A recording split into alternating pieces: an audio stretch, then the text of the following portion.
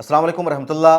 फ़लस्तीन के हवाले से एक और बहुत बड़ी ख़बर सामने आ रही है और ये जो ख़बर है दिल दहला देने वाली है और शायद ही किसी जंग के हवाले से ऐसी कोई ख़बर अब तक सामने आई हो।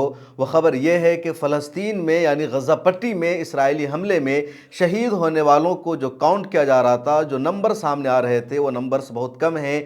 40% लोगों को अब तक शुमार नहीं किया गया था। अब तक का डेटा और अब तक की रिपोर्ट यही थी कि इजरायली जेनोसाइड में, इसराइल के हमले में 46,000 फ़लस्तीनियों की शहादत हुई है। लेकिन जो एक्चुअल डेटा है, जो सही फिगर है, वो 64,000 से ज़्यादा का है। दूसरे लफ्ज़ों में समझ लीजिए कि इजरायली जेनोसाइड में, इसराइल के हमले में, गज़ा पट्टी में अब तक 64,000 से ज़्यादा फ़लस्तीनियों की शहादत हो चुकी है और उनमें 60% तादाद मासूम बच्चों की, ख़वातीन की है। घरों के मलबा तले जो दबे हुए हैं उनका शुमार ही नहीं हो सका।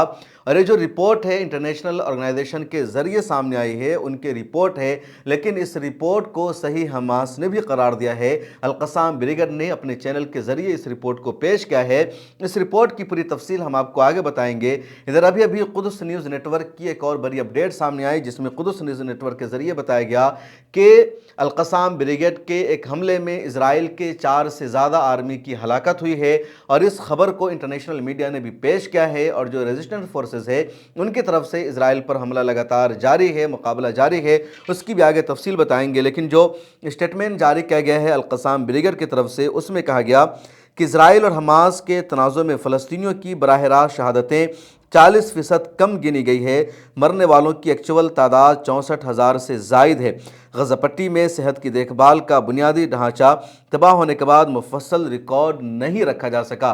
जो हेल्थ मिनिस्ट्री थी, जो हस्पताल को मुकम्मल तौर पर तबाह बर्बाद किया गया, तो उसकी वजह से पिछले कई महीने का जो एक्चुअल डेटा है वो नहीं रिकॉर्ड में आ सका। इंग्लैंड का एक इदारा है, कह लीजिए एक इंस्टीट्यूट है, रॉयटर्स, उसने खबर दी है कि दी लॉन्सेट जर्नल में शाये होने वाली जो अदादो शुमार का जायज़ा London school of hygiene and tropical medicine university और दीगर इदारों के माहिरीन तालीम ने जो जायज़ा लिया है, उन्होंने जो रिपोर्ट पेश की है, तो उसमें कहा गया कि अक्टूबर 2023 और जून 2024 के आखिर के दरमियान गज़ा में इजराइल की तबाहकुन फ़िज़ाई और ज़मीनी मुहिम के दौरान शहादतों की तादाद का अंदाज़ा लगाने की कोशिश की गई। उसका अंदाज़ा है कि इस अरसे के दौरान 64,260 फ़लस्तीनी शहीद हुए हैं, जो फ़लस्तीनी वज़ारत सेहत के सरकारी आदाद शुमार से तकरीबन 41% ज़्यादा हैं। उस रिपोर्ट में रिसर्च में भी बताया गया कि 59% ख़वातीन, बच्चे और 65 साल से ज़ायद उम्र के अफराद शहीद हुए हैं। इस तहक़ीक़ में शहीद मुज़ाहमतकारों का कोई तखमीना फ़राहम नहीं किया गया, यानी रेजिस्टेंट फोर्सेस के कितने अफराद शहीद हुए उसका कोई एक्चुअल अंदाज़ा नहीं है। जो फ़लस्तीन का हेल्थ डिपार्टमेंट है उसके मुताबिक यही है कि अब तक 46,000 अफराद शहीद हुए 23 लाख की आबादी में। लेकिन जो इंग्लैंड की रिपोर्ट आई है उसने कहा कि 40% कम काउंटिंग की गई, यानी 64,000 से ज़्यादा अफराद की शहादत हो चुकी है और 59 यानी 60% के अराउंड इसमें बच्चे शामिल हैं, ख़वातीन शामिल हैं या फिर 65 साल से ज़ायद उम्र के अफराद शामिल हैं। और ये जो इतने इस तरह के अफराद शामिल है, ये जंगी उसूल के ख़िलाफ़ है, क़ानून के ख़िलाफ़ है। ये जो डेटा बता रहा है कि अमेरिका ने, इजराइल ने इसके ज़रिए जंगी जराइम का इर्तिकाब किया है। इस्लाम में जंगों की तारीख़ में वाज़ेह तौर पर उसूल मौजूद है कि किसी खातून पर हमला नहीं किया जाएगा, किसी बच्चे को निशाना नहीं बनाया जाएगा, न किसी ज़ईफ़ पर हमला किया जाएगा। जो सिर्फ फ़ौज होगी, जो आर्मी होगी, सिर्फ उसके साथ जंग लड़ी जाएगी, उसके अलावा किसी को जंग में दुश्मन के अफराद पर हमला करना इस्लाम में जायज़ नहीं है। इसलिए जो डेटा आया है बेहद डरावना आया है, तबाह करने वाला सामने आया है कि इतनी बड़ी तबाही गज़ा पट्टी में हो चुकी है। दूसरी तरफ रेजिस्टेंस फोर्स का जो मुकाबला है वो जारी है।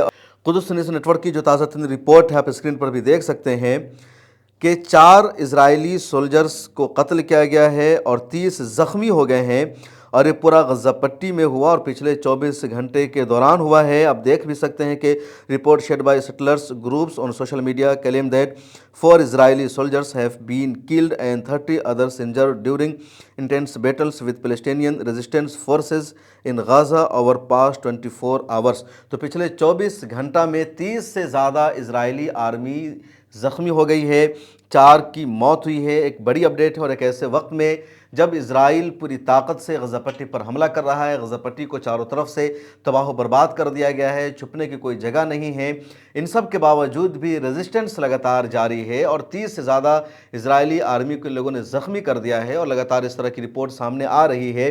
कुछ और वीडियो भी अल-कुद्स ब्रिगेड की तरफ से आई है, अल-अक़सा शुहदा ब्रिगेड की तरफ से आई है, अल-क़स्साम ब्रिगेड की तरफ से आई है, जिसमें दिखाया गया है मार्टर गोलों से इजरायली सेना पर हमला करते हुए, इजराइल के ड्रोन को गिराते हुए, इजराइल के जो कैंप जगह जगह बने हुए हैं उस पर हमला करते हुए इन सब चीज़ों को वाज़ेह तौर पर दिखाया गया है। और इससे साफ पता चल रहा है कि जो रेजिस्टेंस फोर्सेस है उनके हौसले में, उनकी हिम्मत में कोई कमी सामने नहीं आ सकी है।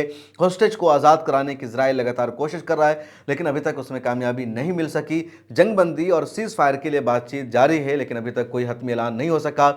हमास की तरफ से ये शर्त वाज़ेह तौर पर रख दी गई है कि मुकम्मल तौर पर इजरायली आर्मी को गज़ा पट्टी से निकलना होगा और गज़ा पट्टी में तामीर नौ हो गई, दोबारा गज़ा पट्टी नए सिरे से बसेगा, वो शहर नए तरीके से बसाया जाएगा और इजराइल को इसमें रुकावट डालने का कोई भी हक़ नहीं होगा। फ़लस्तीनी रियासत के लिए दोबारा से पूरी क़ुव्वत के साथ जिद्दोजहद शुरू हो जाएगी और हमास अपने इक़्तिदार को गज़ा पट्टी में ख़त्म नहीं करेगी। ये वाज़ेह तौर पर शर्तें हमास की तरफ से रखी गई है। बिन्यामिन नेतन्याहू को लगता है कि वो इसको डिले करेगा, ताख़िर करेगा और वो अपने दम पर होस्टेज को रिलीज़ करा लेगा, लेकिन अभी तक इसमें कामयाबी नहीं मिल पा रही है और ये जो जंग है लगातार बढ़ती जा रही है। 465 दिन पूरे हो चुके हैं। इस वीडियो में इतना ही। आपकी क्या राय है कमेंट सेक्शन में ज़रूर लिखें और मिल्लत टाइम्स को देखते रहिए। मिल्लत टाइम्स को जारी रखने और मजबूत बनाने के लिए हमारी आर्थिक सहायता कीजिए। ये एक आजाद मीडिया हाउस और कमजोरों की आवाज है। आप हमें देखें, सुने, पढ़ें और हर महीने ज्यादा नहीं, सिर्फ 100 रुपए से मदद करें। डिटेल्स डिस्क्रिप्शन में मौजूद हैं।